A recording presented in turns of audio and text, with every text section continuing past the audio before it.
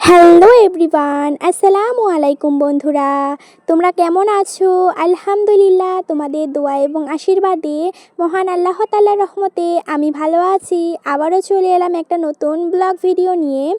Sorry, এটা blog video না, এটা হচ্ছে একটা রেসিপি টাইপ। তো আমার মা না আজকে সন্ধ্যাবেলা একটু পাস্তা বানাচ্ছিল, তো ভাবলাম যে পুরো ভিডিওটা আপনাদের সঙ্গে শেয়ার করা যাক, মানে কীরকম করে বানাচ্ছি ওটা শেয়ার করা যাক। তো আজকে পাস্তা বানাচ্ছিল, রেসিপিটা কেমন লাগে অবশ্যই লাস্টের বেলা একটা সুন্দর কমেন্ট করে যাবেন। তো এখানে দেখুন আমার মা ভালো করে সবজিগুলো কেটে নিচ্ছিল। এখানে পেঁয়াজটা দেখিয়ে দিচ্ছিলাম। এখানে হচ্ছে কী কী কেটে নিচ্ছে দেখে নিন। এগুলো কিন্তু সবজিগুলো এখনও ধোয়া হয়নি, কেটে তারপর ধুয়ে নেবে। তো এখানে গাজর নিয়েছিল, এখানে দেখুন কুচি করে নিচ্ছে পেঁয়াজ, তারপরে হচ্ছে বাঁধাকপি, আর এটা কাটছে ক্যাপসিকাম। তো চাউমিন বা পাস্তার মধ্যে কিন্তু ক্যাপসিকাম দিলে আমার ভীষণ ভালো লাগে। আপনারা কারা কারা খান অবশ্যই কমেন্ট করবে। তো বন্ধুরা ভালো করে সবজিগুলো কেটে নিবে, কেউ ভিডিওটা স্কিপ না করে পুরো ভিডিওটা দেখার অনুরোধ রইল।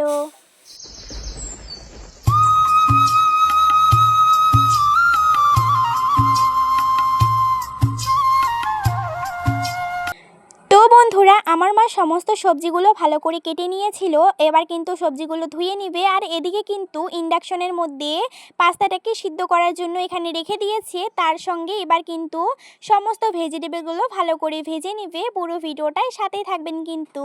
আমি আশা করছি আপনারা পুরো ভিডিওটা দেখলে ভালো লাগবে, আর লাইক দিয়ে শুরু করবেন, লাস্টে সুন্দর একটা কমেন্ট করে দিয়ে যাবেন বন্ধুরা। তো বন্ধুরা এবার সবজিগুলো ভেজে নিই। বন্ধুরা এদিকে কিন্তু আমার মা সবজিগুলো কিন্তু একটা একটা মানে সমস্ত সবজি আলাদা আলাদা করে কিন্তু ভেজে নেবে।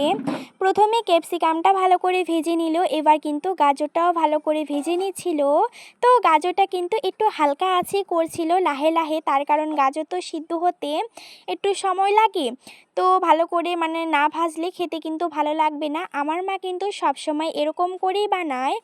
তারপরে কিন্তু দেখুন কড়াইয়ের মধ্যে সরিষার তেল দেওয়া হয়েছিল একটুখানি, কারণ এমনি ভাজছিল, তার জন্য খুব একটা তেল দেওয়া হয়নি। তার মধ্যে কাঁচা লঙ্কা বাঁধাকপিগুলো দিয়ে ভালো করে ভেজে নিচ্ছিল। তারপরে একটুখানি সামান্য বলতে সামান্য একটুখানি তেল দিয়ে দিল। তো তেলটা দেওয়ার পরে আজকে না খুব একটা ধোঁয়া উড়ছিল, কেন জানি এটা বুঝতে পারছিলাম না। তারপরে এটাও ভাজা কমপ্লিট, এটাও তুলে নিলাম। তো আমি না, আমার মা তুলছে তো তার জন্যই দেখুন। তারপরে আবারও কড়াইয়ের মধ্যে একটুখানি তেল দেওয়া হলো, দেওয়ার পরে কিন্তু পেঁয়াজ দেওয়া হলো। পেঁয়াজটাকে যখন লাল লাল করে ভাজা হয়ে যাবে তখন তার মধ্যে একটুখানি লবণ আর একটুখানি হলুদ গুঁড়ো দিয়ে ডিম দিয়ে কিন্তু এটাকে ভালো করে মুচমুচে করে ভাজতে হবে।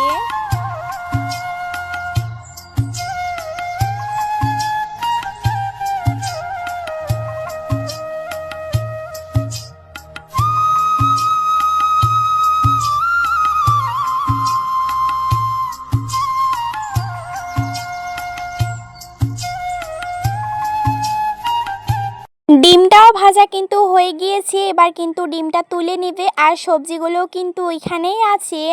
তো তারপরে দেখুন এই যে সিদ্ধ করাও কিন্তু হয়ে গিয়েছে পাস্তাটা, বললামই তো ঠান্ডা জল দিয়ে ধুয়ে নিয়েছিল, না হলে একটার গায়ে আরেকটা লেগে গেলে না একেবারেই ভালো লাগে না খেতে।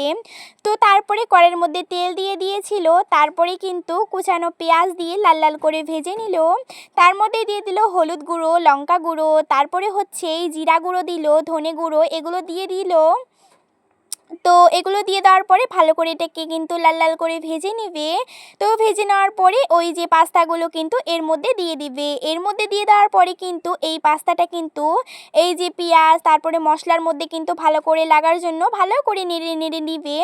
আর তারপরে যখন দেখবে মানে এটা হালকা আছে, আমার মা করছিল, তো যখন দেখবে একটুখানি মানে মাখো মাখো হয়ে গিয়েছে জিনিসগুলো, তখন ওই ভেজিটেবল আর হচ্ছে ডিমগুলো দিয়ে দেওয়া হবে। আর এগুলো দেওয়ার পরে কিন্তু আরও বেশি করে মানে নাড়তে হবে, ভালো করে মুচমুচে করতে হবে।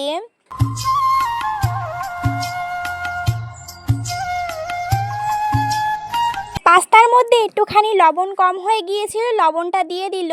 আর কিষান সস তো দিতেই হবে, কিষান সস খাওয়ার সময়ও নিব। আর কিষান সস খেতে খুবই ভালো লাগে, তার সঙ্গে এর মধ্যে কিন্তু যদি পাস্তা মশলাটা দেওয়া হতো আরও বেশি টেস্টি লাগতো। তো রেসিপিটা কেমন লাগলো অবশ্যই কমেন্ট করে জানাবেন। আর লাস্ট পর্যন্ত দেখার জন্য আপনাদের কাছে অনেক অনেক ধন্যবাদ। আর দেখে কিন্তু ভীষণই লোভনীয় লাগছে, ইয়াম্মি লাগছে। বাড়িতে অবশ্যই ট্রাই করবেন। এবার কিন্তু আমি খেয়ে নিব, আর কেমন লাগলো কমেন্ট করবে। Thanks for watching.